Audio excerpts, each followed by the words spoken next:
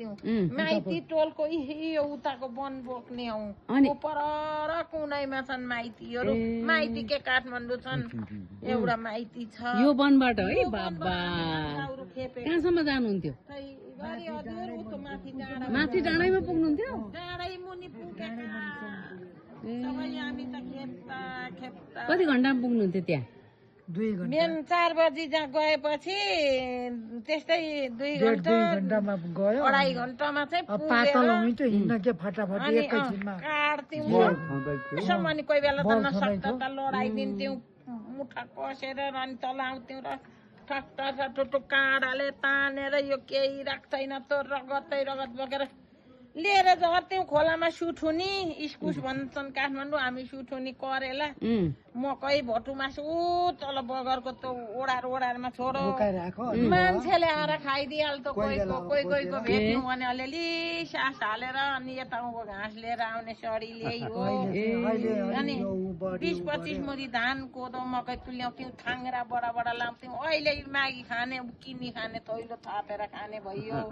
के चाहिँ गर्नु त खेतमा चाहिँ छ दुःखले उहिले त्यो पैसा राख्यो भए त हामी सास हाल्थ्यौँ रहेछौँ त अहिले उहिले राख्यौँ नकिन्नु रहेछ जमिन जोडियो भनेर जमिन जोड्यौँ संसार छ हे मेरो छोरो भन मेरी छोरीलाई भन यत्रो रहेछ छोराले कमाओस् न छोरीले कमाओस् न अब आफ्नो आफ्नो व्यवसायमा भइगयो अहिले खेत देख्छ मुटु रुन्छ त्यो घारी जङ्गल देख्छ त्यस्तो वन हेर उहाँदेखि खेपियो अहिले अब आफ्नो बारी जग्गामा गएर तल खोला बगरदेखि उँभो खेत छ जान सके पो ल्याएर खानु ठुलो ल्याउँछन् पराल र अहिले त गाडी आयो धान पराल ल्याउँछन् गाडीमा आफूले अब गोडी चले पो मिल्दो रहेछ गोडी चलेन के को बोडी मिल्दो नखानु अनि कता किनेर यसो बोरामा कोही बेला यसो खिर खान मन लाग्छ चाम्रे यो खाइरहने लोकल खाने मान्छे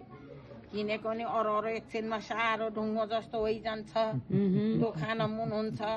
कति मिठो लुपक्क हुन्छ घिउ हुन्छ यति मोही पार्थ्यौँ मरिदिएर यसो पारेर ठेकमा 3 बजीदेखि उठेर मोही पारेर यति भेडाको घिउ भुइँसीको घिउ पारेर घिउ मकैसँग मलेर खान्थ्यौँ र हिँड्थ्यौँ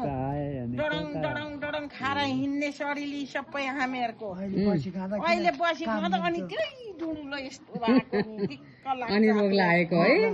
के गर्नु ल अब आफ्नो रोग भगाउनु होइन